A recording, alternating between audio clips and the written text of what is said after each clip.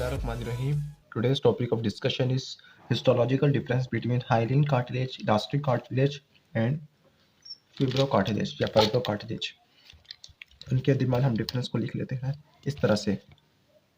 तो सबसे पहले हम यहाँ पे लिख लेते हैं प्रॉपर्टी, जिसकी बेस पर हम इनको डिफरेंशिएट करेंगे। इसके बाद hyaline cartilage या hyaline cartilage, then comes elastic cartilage, then comes fibrocartilage.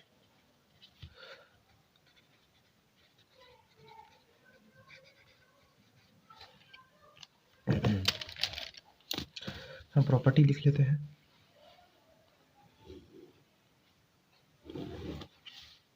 hyaline cartilage, elastic cartilage, fibrocartilage।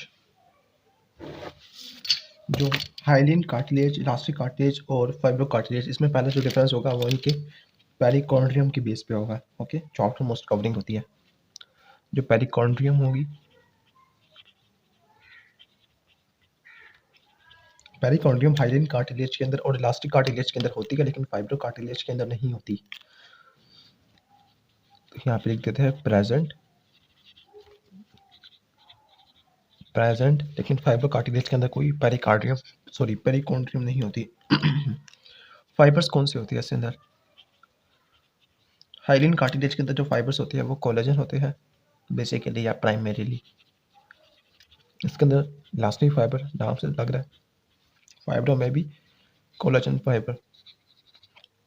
अब जो कोलेजन फाइबर होते हैं तो वो किस नेचर के होते हैं? क्योंकि कोलेजन तो सब में होगा, लेकिन इलास्टिक वाले में रिलेटिवली कम होगा। तो कोलेजन की नेचर क्या है? वो इसमें टाइप 2 होता है, इसमें भी टाइप 2 कोलेजन फाइबर, इसमें type 1 collagen fibre. Ground substance की नेचर क्या होती है? ग्राउंड सब्सटेंस हाइलिन कार्टिलेज के अंदर कॉन्ड्रोनेक्टिन वैरायटी का होता है। कॉन्ड्रोनेक्टिन, फाइब्रोनेक्टिन और एग्रीकेन। लेकिन जो ग्राउंड सब्सटेंस इलास्टिक कार्टिलेज के अंदर होता है, इसके अंदर हमें एडहेसिव ग्लाइकोप्रोटीन देखने को मिलती है। एडहेसिव ग्लाइकोप्रोटीन, वो एडहेसिव ग्लाइकोप्रोटीन में क्या कौन आ जाएगी? हाइलुरोन और एग्रीकेन प्रोटीग्लाइकेन में आ जाएगा। जो फाइब्रोकार्टिलेज है, इसके अंदर भी हमें यही एडहेसिव ग्लाइकोप्रोटीन और हाइलुरोनिक एसिड, एग्रीकेन देखने को मिलता है। तो एडहेसिव ग्लाइकोप्रोटीन, हाइलुरोन या हाइलुरोनिक एसिड भी बोल सकते हैं उसको, और एग्रीकेन। इसके बाद आता है कॉन्ड्रोसाइट्स का, जो सेल्स होते हैं कार्टिलेज के, कॉन्ड्रोसाइट्स। कॉन्ड्रोसाइट्स होते हैं वो आइसोजीनस फॉर्म में होते हैं। आइसोजीनस फॉर्म में एक ग्रुप बनाते होते हैं, तो आइसोजीनस ग्रुप बोल सकते हैं। जो इलास्टिक कार्टिलेज के वो लैक्यूने में होते हैं, वो भी ग्रुप में होते हैं। जबकि फाइब्रोकार्टिलेज के जो कॉन्ड्रोसाइट होते हैं वो कोलेजन फाइबर के दरमियान शॉर्ट रॉस के फॉर्म में होते हैं। Short Ross between collagen fibres, collagen fibre bundles. अब इनकी स्टेनिंग की जाए तो हम स्टेनिंग कौन सी लेते होते हैं? एसिडोफिलिक या बेसोफिलिक?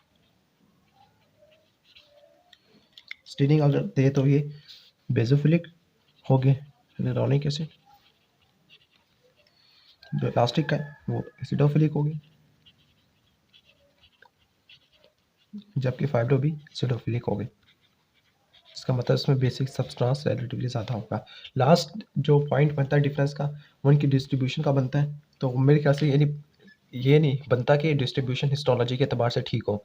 तो जो डिस्ट्रीब्यूशन वाला जो डिफरेंस बनता है वो जनरल एनाटमी के हवाले से तो ठीक है, लेकिन हिस्टोलॉजी के अतबार से ठीक नहीं है, तो इसको हम नहीं लिख सकते यहाँ पर। वैसे अगर आपने लिखना हो तो यहाँ पर डिस्ट्रीब्यूशन में लिख लेते कि हाइलिन कार्टिलेज कहाँ कहाँ पे होता है। बेसिकली जो रिस्पायरेटरी सिस्टम का जो कार्टिलेजेस है, initial skeleton of foetus, larynx के जो कार्टिलेज होते हैं वो भी इसी वैरायटी के होते हैं। इलास्टिक कार्टिलेज बेसिकली फिन्ना की एग्जांपल आ जाएगी। फाइब्रो कार्टिलेज जो मिड लाइन स्ट्रक्चर्स में होते हैं, बेसिकली ये इंटरवर्टिब्रल डिस्क के अंदर होते हैं। तो फिर डिस्ट्रीब्यूशन मेरे ख्याल से हिस्टोलॉजिकल डिफरेंस में नहीं आती। अब इसके बाद थोड़ा सा देख लेते हैं कि जो हाइलिन कार्टिलेज है, हाइलिन कार्टिलेज, इसका एक्स्ट्रा सेलुलर मैट्रिक्स के अंदर 3 जोन्स होते हैं। तो हम यहाँ पे लिख सकते हैं ECM of hyaline cartilage, extra cellular matrix of hyaline cartilage, इसके 3 जोन होते हैं।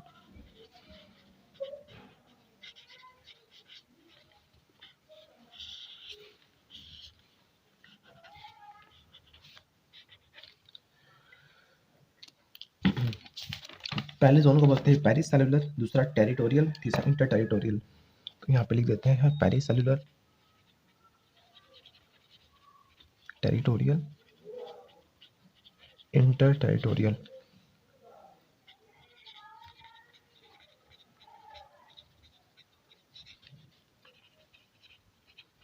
Matrix, matrix, matrix. अब इन तीनों के दरमियान क्या क्या डिफरेंस होगा उसको यहाँ पे देख लेते हैं। जो पेरिसेलुलर मैट्रिक्स है वो रिलेटिवली बेजोफिलिक होता है, इंटेंसली बेजोफिलिक। जो टेरिटोरियल मैट्रिक्स है वो सिंपल बेजोफिलिक होगा, ज़्यादा इंटेंस नहीं होगा। जो इंटर टेरिटोरियल है ये लाइट बेजोफिलिक होगा, लाइट बेजोफिलिक होगा। अगर बेजोफिलिक ज़्यादा है तो फिर ये एसिडोफिलिक रिलेटिवली कम होगा, कम होगा तो यहाँ पर प्रोटीन्स नहीं होगी। प्रोटीन्स कौन सी होती है? कोलेजन। तो यहाँ पे कोलेजन टाइप 2 नहीं होगा।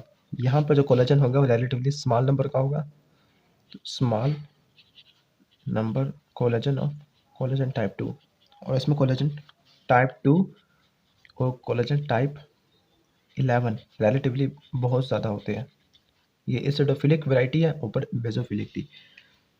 प्रोटियोग्लाइकान्स वंस अगेन ये भी एसिडोफिलिक होते हैं। यहाँ पे प्रोटियोग्लाइकान की हमें सबसे ज़्यादा कैटेगरी देखने को मिलती है, क्वांटिटी देखने को मिलती है। तो यहाँ पे लार्जेस्ट क्वांटिटी प्रोटियोग्लाइकान की देखने को मिलती है। इसके बाद यहाँ पे प्रोटियोग्लाइकान की जो क्वांटिटी होती है वो रिलेटिवली मीडियम हो कह सकते हैं।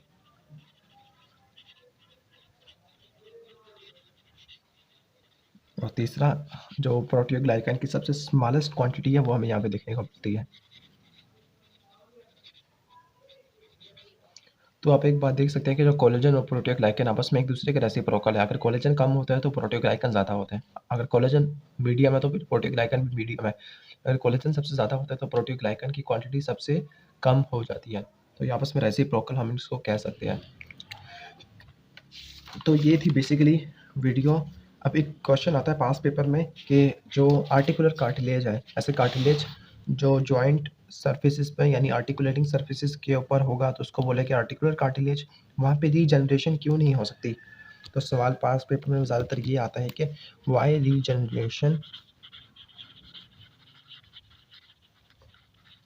डजंट अकर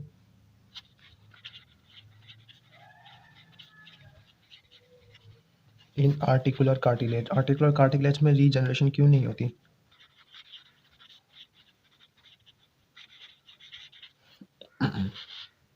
तो इसके 3 पॉइंट आपको बताने चाहिए।